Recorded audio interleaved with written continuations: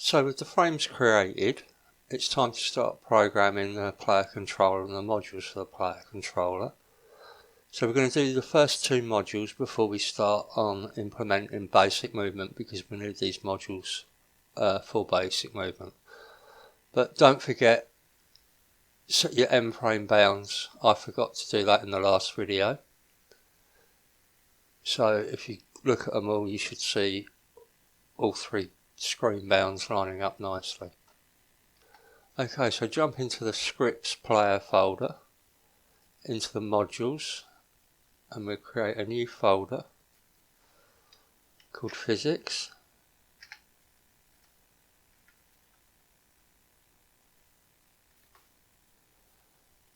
And the first script we're going to create is the better jumping script.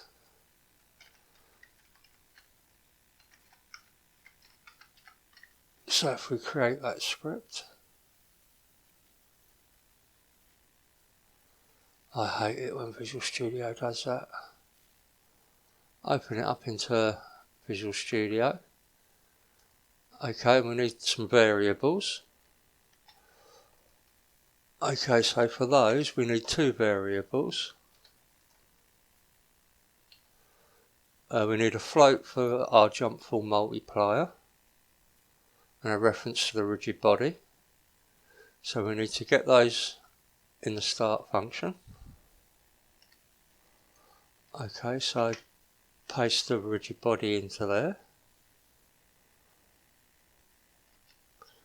And then finally, for this script, we just need to paste this into the update. So what we're doing is we're checking if the velocity of the rigid body on the Y is less than 0.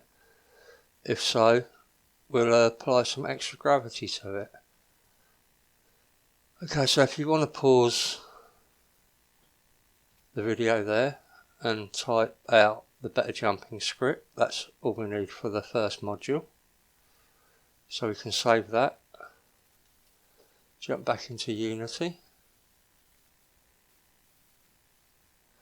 and we create another C# script. This one we call collisions.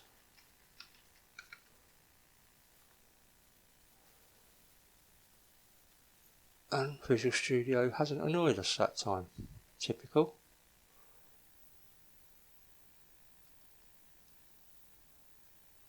Will it not open up? Or has my Unity crashed? Right, so we want to open that up in Visual Studio. Okay, so we double click on that.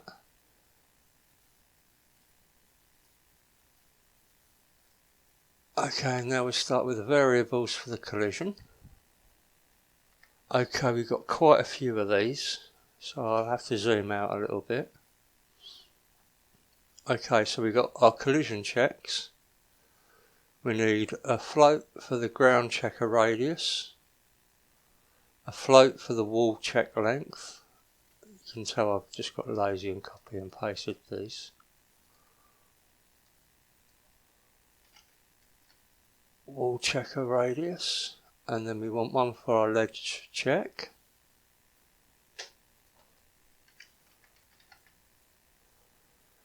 Then we want transforms for the wall checker, ground checker and ledge checker.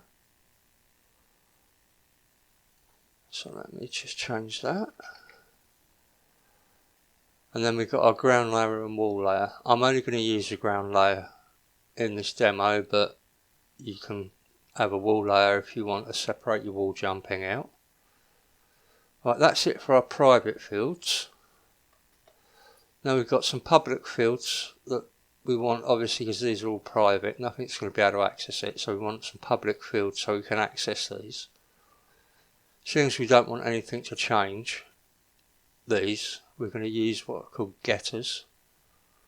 So 2 seconds. Okay, we'll start with our first two, which we've got a public transform called wall checker, and it's going to return the wall checker, which is this transform here. And then we've got one for the wall checker length, which is public, which will return that. Okay, so that's the first two public fields. Okay, the next ones will be some balls, but don't worry about these red lines because we'll put them in a minute. Now this one's got a public get and a set as well, so this will allow us to set the boolean. Now we could have just created it as a public bool is grounded and left it at that, but since we're using getters and setters, you might as well try and get used to this as a habit, because it's a much better way of programming stuff, having like a public get and a private set. But I've left the private set out because we don't need to set anything, but here we've got a get which is going to return the isGrounded bool, and we're also going to be able to set the isGrounded bool value from outside of the script. So that's our booleans. Okay, and the final three getters are a public transform for the ledge checker, and it's going to return the ledge checker.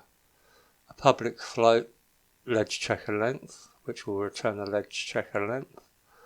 And a public bool, are we touching a ledge? And it's going to return if we're touching a ledge or not. Okay, so now we can actually get rid of these errors by putting the bools in. Okay, so we've got our isGrounded, isTouching wall, and isTouching ledge bool. And that's it for the variables. So we go back up to the top again. I'll zoom in a little bit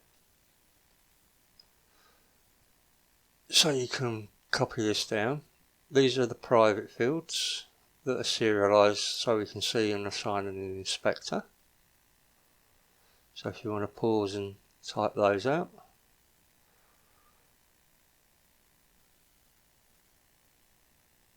We've then got our public getters. So we've got our wall checker length, our isGrounded bool, our isTouching wall. Again, if you want to pause the video and type those out.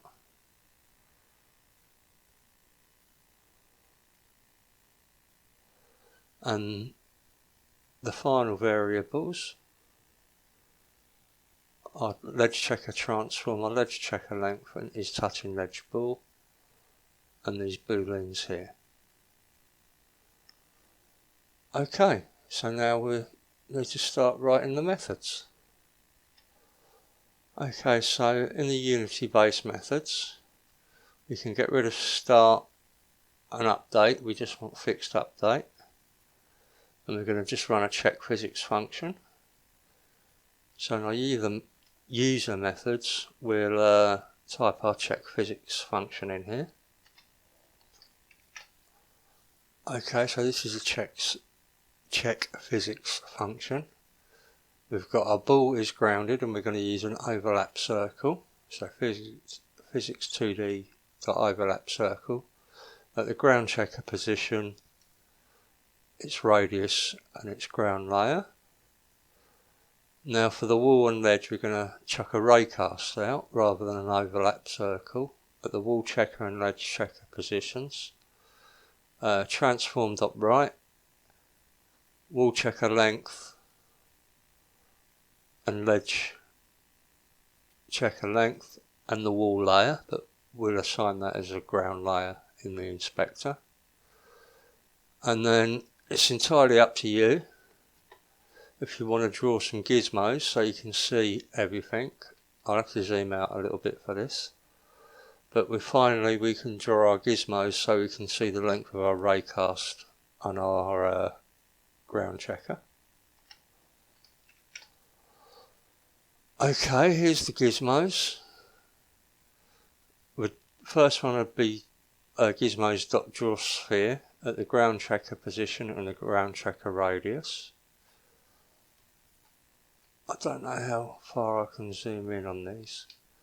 And then gizmos draw a line at the wall checker position.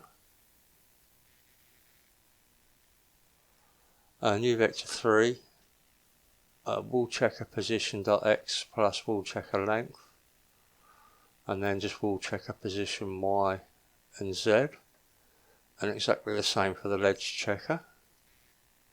So we draw a line in the ledge checker position, new vector 3, ledge position x plus ledge checker length,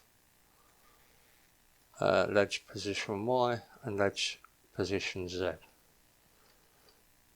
Okay, and that's our first 2 modules completed. We can now look at start programming some of the basic movement code. So we can save that, jump back into Unity, and we can end the episode here. Don't forget to hit like and subscribe. Links to my Discord channel are in the description below should you wish to come and join. I'll see you in the next video.